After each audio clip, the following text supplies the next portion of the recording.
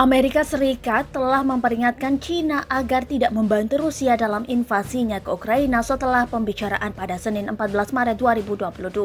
Rusia belum merebut satupun dari 10 kota besar di Ukraina sejak memulai serangannya pada 24 Februari lalu. Serangan paling besar terhadap negara Eropa sejak Perang Dunia Kedua. Moskow menyebutkan tindakan di Ukraina sebagai operasi militer khusus untuk mendenazifikasi negara itu. Dikutip dari CNA, Rusia telah meminta bantuan militer dan ekonomi dari Beijing menurut pejabat Amerika Serikat. Moskow menyangkal hal itu dengan mengatakan bahwa mereka memiliki sumber daya yang cukup untuk memenuhi semua tujuannya.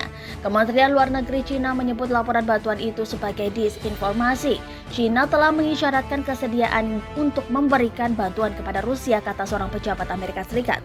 Laporan itu muncul saat penasehat keamanan nasional Amerika Serikat Jake Sullivan bertemu dengan diplomat top China Yang Jiechi untuk melakukan pembicaraan di Roma. Dikutip dari BBC, penasehat keamanan nasional Amerika Serikat Jake Sullivan mengatakan Amerika Serikat berkomunikasi secara langsung, secara pribadi ke Beijing bahwa pasti akan ada konsekuensi untuk upaya penghindaran sanksi skala besar atau dukungan kepada Rusia untuk mengisinya kembali.